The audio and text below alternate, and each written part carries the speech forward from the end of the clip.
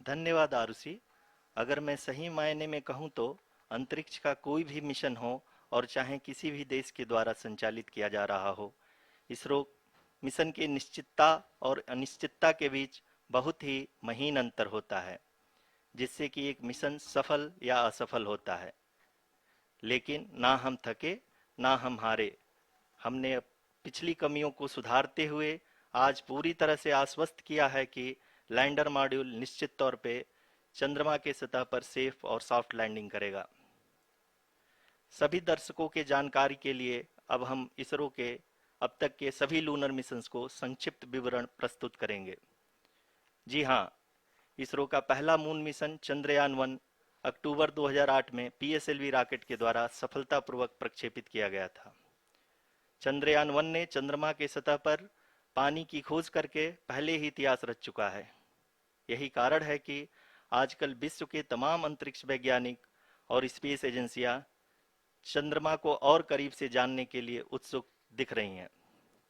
अगर हम बात करें चंद्रयान 2 की, जो इसरो का दूसरा मिशन है, जुलाई 2019 में इसरो के सबसे ताकतवर रॉकेट LVM-3 द्वारा सफलतापूर्वक प्रक्षेपित किया गया था। और आज भी लगभग 4 साल बाद यह चंद्रमा के 100 किलोमीटर के सर्कुलर ऑर्बिट में घूमते हुए बहुत ही उत्तम क्वालिटी का डेटा प्रदान कर रहा है।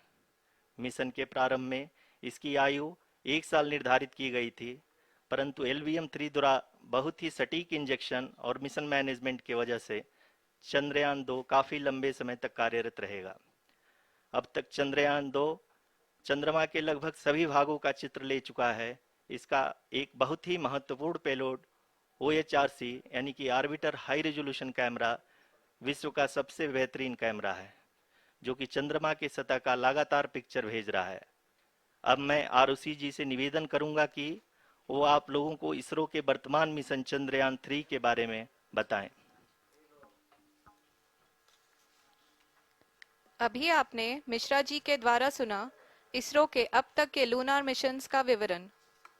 अब चलते हैं towards Chandrayaan-3, the follow-up mission of Chandrayaan-2, which has been designed to accomplish our mission goals.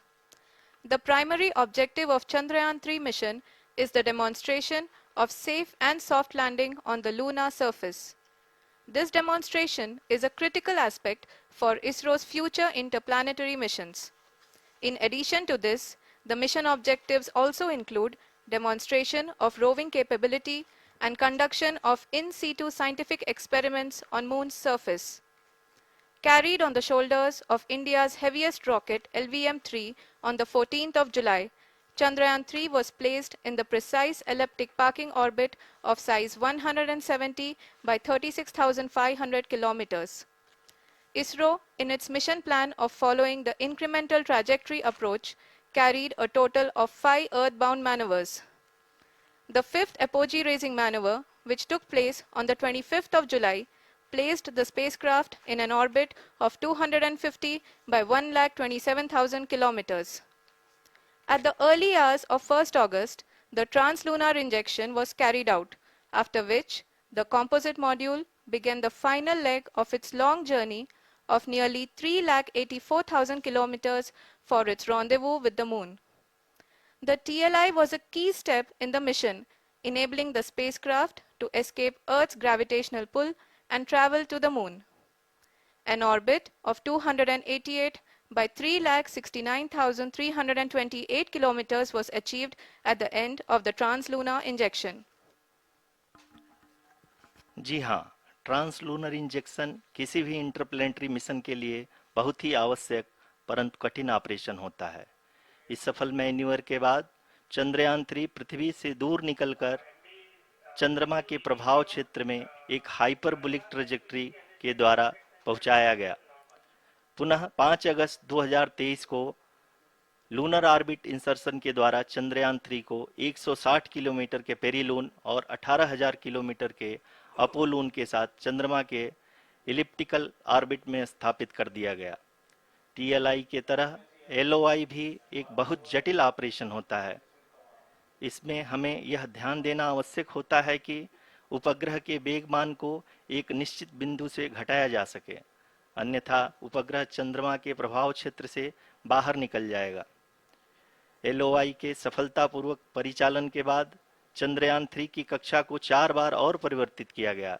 इस दौरान चंद्रमा की अधिकतम ऊंचाई को घटाकर 160 किलोमीटर कर दिया गया। इस पूरी प्रक्रिया में propulsion मॉड्यूल का लगभग 755 किलोग्राम ईंधन का उपयोग हुआ और चंद्रयान 3 के वेग मान को लगभग 850 मीटर प्रति सेकंड कम कर दिया गया। लैंडर मॉड्यूल को लगभग 150 किलोमीटर के सर्कुलर ऑर्बिट में स्थापित करने के बाद 17 अगस्त 2023 को propulsion मॉड्यूल से अलग कर दिया गया। पुनः लैंडर मॉडल के ऑर्बिट को 2 डीबूस्ट मैन्यूवर्स के द्वारा 150 किलोमीटर के सर्कुलर ऑर्बिट से घटाकर 25 गुणे 130 किलोमीटर के एलिप्टिकल ऑर्बिट में स्थापित कर दिया गया।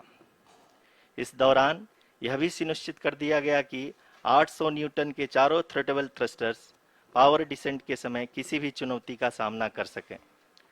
लैंडर मॉड्यूल इस ऑर्बिट में 4 दिन तक चंद्रमा की परिक्रमा करता रहा ताकि इसके सभी सब सिस्टम को पावर डिसेंट से पहले कार्यात्मक रूप से वेरीफाई और वैलिडेट किया जा सके।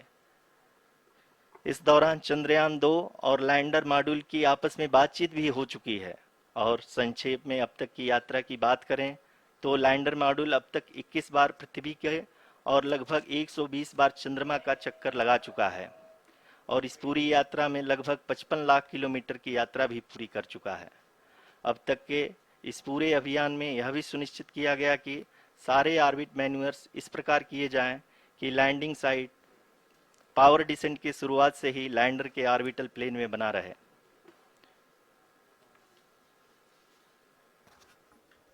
Make it further That is